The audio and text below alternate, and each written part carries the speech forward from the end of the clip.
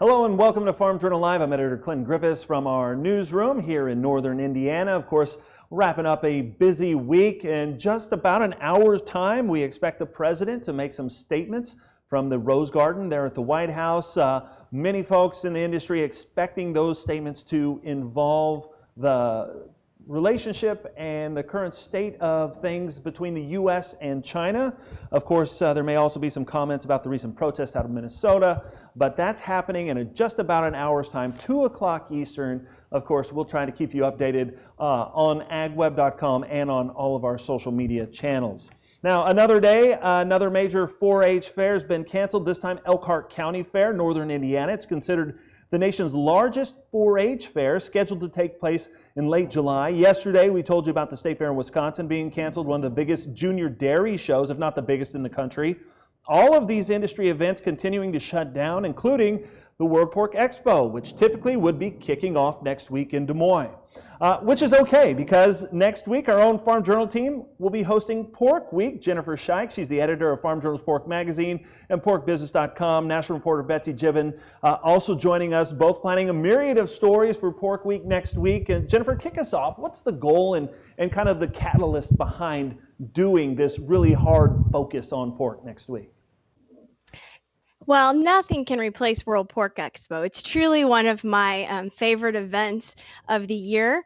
I like to joke that I've spent nearly every birthday of mine at the Iowa State Fairgrounds, and so I'm sad we won't get to be there next week, but we're excited to unite together with pork producers and the pork industry across the country to just elevate the important role of the pork industry next week. So we're going to honor pork producers, we're going to provide opportunities to learn new things, and we're going to celebrate industry achievements and advancements together on all of our platforms at Farm Journal. Yeah, it is going to be a really wide ranging group of stories. I know there's a lot of stories in the hopper. What do you have in the hopper of things that you hope to focus on next week? Well, we've got some stories with some of our industry leaders, including a great conversation that we had with Bill Even and Neil Dirks. We're going to be talking about the impact of COVID-19 on the pork industry and what our future looks like. We're also going to be talking about African swine fever and how are we doing from a foreign animal disease preparedness standpoint. We've got a lot of fun stories too, where you're going to hear from producers, veterinarians, economists, you name it. We hope to get as many people as we can involved in Pork Week. Yeah, we know, Betsy Jibben, you've been out doing some traveling, getting around the countryside here, doing some pork stories as well. What can we expect on Monday and then maybe scattered out throughout the rest of the week? Sure.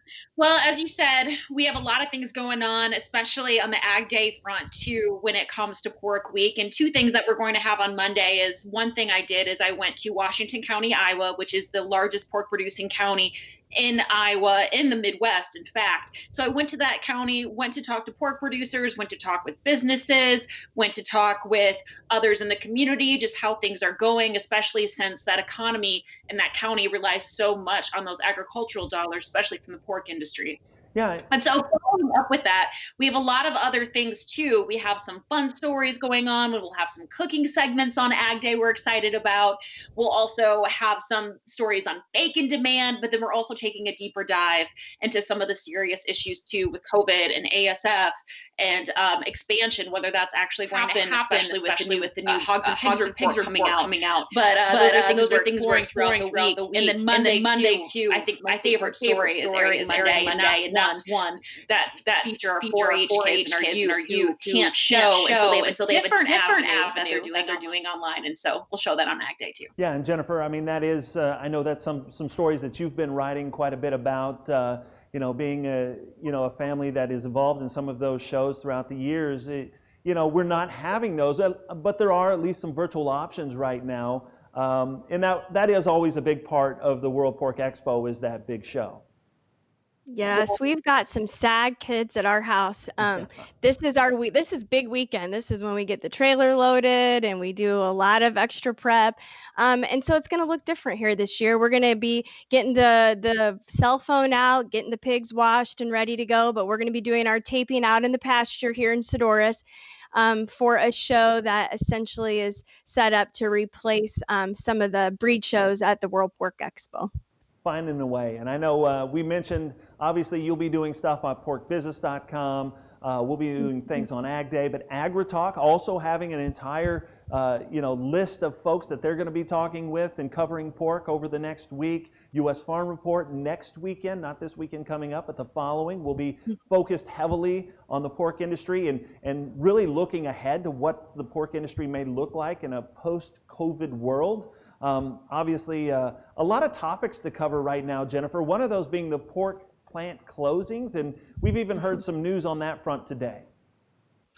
Yeah, well, unfortunately, we do have some hard news on that front. Tyson Foods had to temporarily halt operations in its Storm Lake, Iowa facility.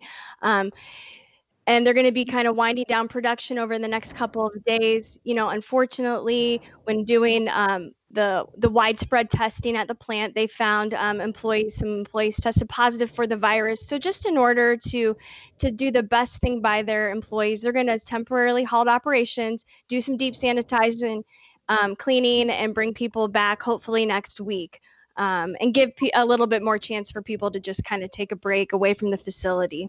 Yeah, and we do know that the industry has been working hard to kind of get that capacity back up and running this week, reporting up to about 80% capacity maybe, but obviously this is going to come in waves. We're going to have to deal with these kinds of things over the next however long as we try to work through what this kind of new scenario looks like in dealing with COVID-19 on a regular basis. Hey, thank you both for being here.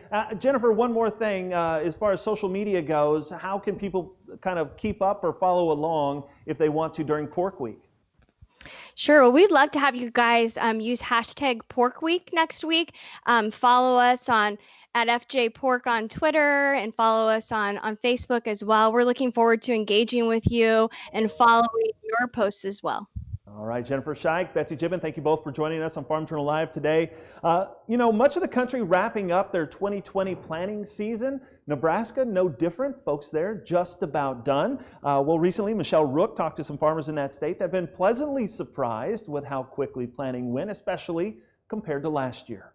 The 2020 planting season is starting to wind down here in Nebraska, which is hard to believe considering last year at this time farmers were dealing with record rainfall and flooding. Bart Ruth farms in north central Nebraska and says this year's a 180-degree change. This year we pretty much had a 2-week window and started planting beans the day after we started the corn, and we're done within 2 weeks. He says they even got their prevented plant acres seeded. I think we finished the last field on the 4th or the 6th of May. The field that had been underwater the last couple of years, and we let it dry out a little bit and planted it this year for really the first time in the last several years. In northeast Nebraska, Jim Miller says most farmers are also finished planting in one of the fastest planting seasons he can remember. It's been going in record time this year. Conditions have been really good. Actually, the ground is getting dried out enough for no-tilling that you're not having sidewall compactions and that type of stuff. However, even with some recent rain, most of the state remains behind normal on precipitation for the year. It was extremely wet, and now we're seeing some pivots have been running in this area, and the ground conditions on the top are starting to get dried out. I know the drought monitor says the drought is starting to move further north. While there was enough moisture to get the crop emerged, it was slow with temperatures and growing degree days below normal much of May.